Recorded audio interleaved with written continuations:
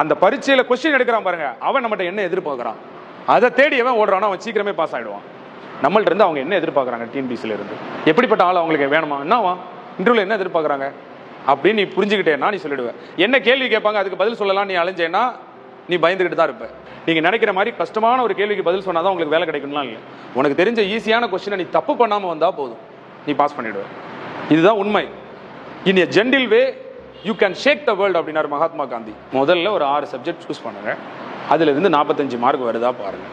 அந்த 6 சப்ஜெக்ட் நான் எப்படி சார் சூஸ் பண்ணுறது, உனக்கு ஈஸியாக இருக்கா பாரு, உனக்கு இன்ட்ரெஸ்ட் இருக்கா பாரு, உனக்கு பேக்ரவுண்ட் இருக்கா பாரு, அந்த அடிப்படையில் சூஸ் பண்ணு.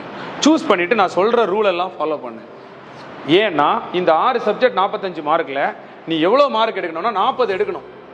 அதாவது நான் என்ன கான்செப்ட் ஒன்று சொல்ல வரேன்னா, உனக்கு ஈஸியாக இருக்கிற இன்ட்ரெஸ்டாக இருக்கிற பேக்ரவுண்ட் இருக்கிற பாடத்தில் நீ ஏன் ஃபுல் மார்க் வாங்கக்கூடாது, இதுதான் என்னுடைய கேள்வி.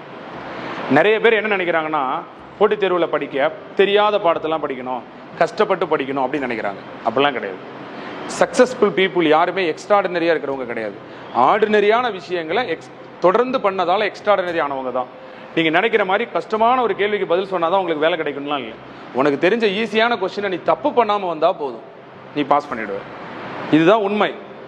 இன் a gentle way you can shake the world அப்படின்னாரு மகாத்மா காந்தி. இதுக்கு என்ன அர்த்தம் சொல்லுங்க? In a gentle way you can shake the world, இதுக்கு என்னமா அர்த்தம்?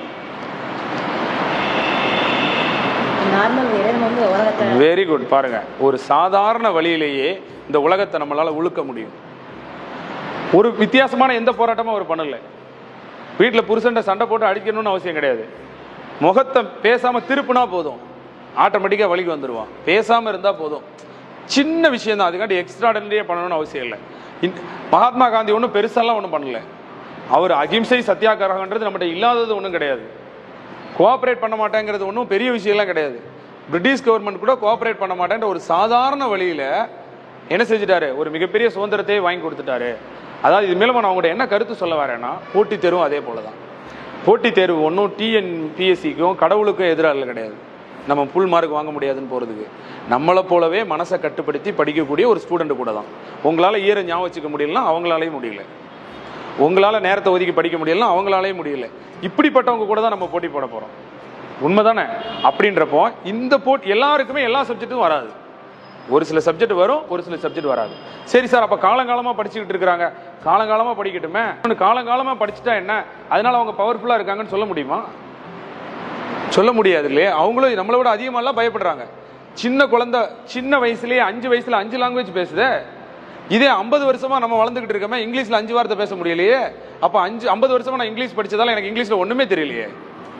ஆனால் 5 வயசுல இப்போ வர சின்ன குழந்தை இங்கிலீஷ் அழகாக பேசுது. அப்போ ஃப்ரெஷ்ஷாக படிக்கிறவங்க ஒரு படி மேலே தான்.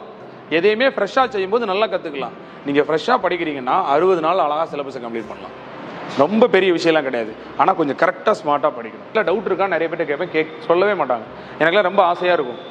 செய்வினை செய்வான் செயல்முறை, அவ்வினை உள்ளறிவாளன் உள்ளங்கொள்ளல் அப்படின்னு சொல்லுவாங்க. நம்ம ஒரு காரியத்தை செய்யும் போது ஏற்கனவே அந்த காரியத்தை செஞ்சுருப்பாங்க இல்லையா, அவங்களுடைய உள்ள கருத்துக்களை நம்ம தெரிஞ்சுக்கணும். இப்போ இந்த 13 வருஷ எக்ஸ்பீரியன்ஸில் எனக்கு சொல்லிக் கொடுக்கணும்னு ஆசை. ஆனால் நிறைய பேர் சரியாக கேட்க மாட்டாங்க. கேட்கணும்னு ஆசை, ஆனால் நான் சொல்கிறேன், யாரோ ஒருத்தருக்கு போய் சேருது தான். இருந்தாலும் என்கிட்ட நல்ல கேள்வி கேட்கணும்னு நினைப்பேன். நான் எல்லாம் இப்போ ஊராக போகிறேன்னா என்ன சொல்கிறேன்றீங்க, ஒன்றுமே கிடையாது. போய் நீங்கள் கேள்வி கேளுங்க, நான் பதில் சொல்கிறேன் அப்படிம்பேன். நீங்கள் நல்ல கேள்வி கேட்டிங்கன்னா நான் நல்ல பதில் சொல்லுவேன். நீங்கள் என்கிட்ட கேளுங்க.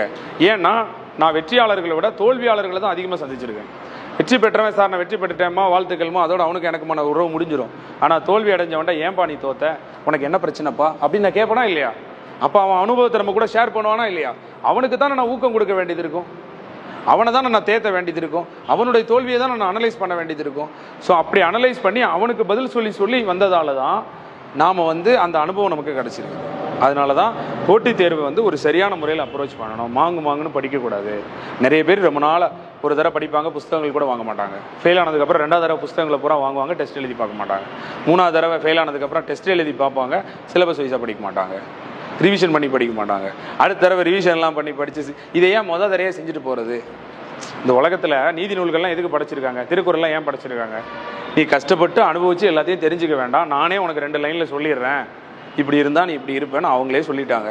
அவங்க ஈஸி, சொன்னதை கேட்டு போகிறது ஈஸி. நம்மளாம் எதுக்கு கஷ்டப்படணும்?